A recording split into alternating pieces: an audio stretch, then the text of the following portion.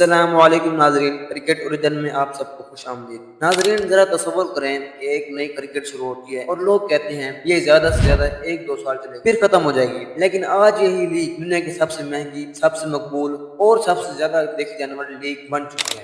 جی ہاں ناظرین، میں آئی پی ایل کی بات کر رہا ہوں۔ آخر کار آئی پی ایل کیسے شروع ہوئی، اس کا آئیڈیا کس نے دیا اور پہلے ہی میچ میں ایسا کیا ہوا کہ پوری دنیا دیکھ کر حیران رہ گئی۔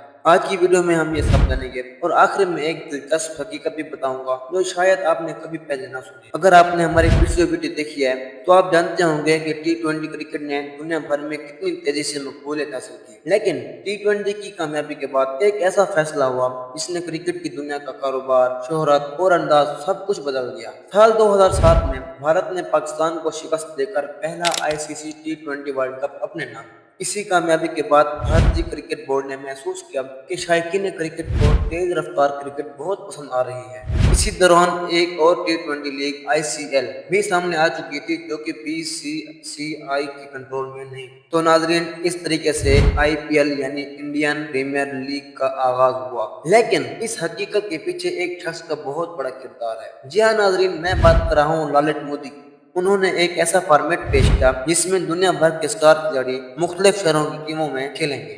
یہ آئیڈیا اس وقت بالکل نیا تھا۔ بہت سے لوگوں نے کہا یہ منصوبہ کبھی کامیاب نہیں ہوگا، لیکن چند مہینوں بعد دنیا کی یہ رائے بدلنے والی۔ سال 2008 میں پہلی بار آئی پی ایل یعنی انڈین پریمیئر لیگ آکشن ہوئی۔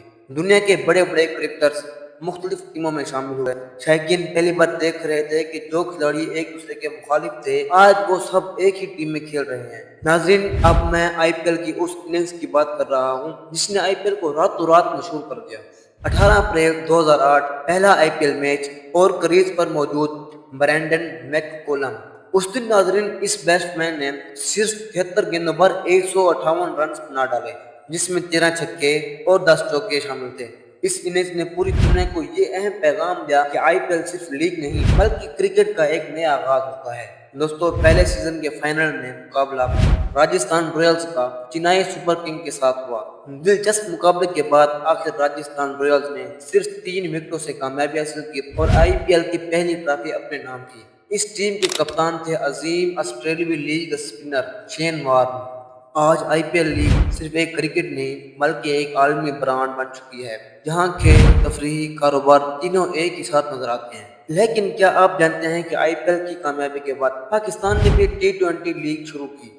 تو ناظرین اگلی ویڈیو میں ہم جانیں گے کہ پی ایس ایل کا آغاز کیسے ہوا، اسے شروع کرنے میں کن مشکلات کا سامنا کرنا پڑا اور پہلا چیمپئن کون بنا۔ اگر ویڈیو پسند آئی تو لائک کریں، کرکٹ اوریجن آفیشیل کو سبسکرائب کریں اور اگلی ویڈیو دیکھنے کے لیے بیل آئیکن کو دبانا نہ بھولیں۔ اللہ حافظ۔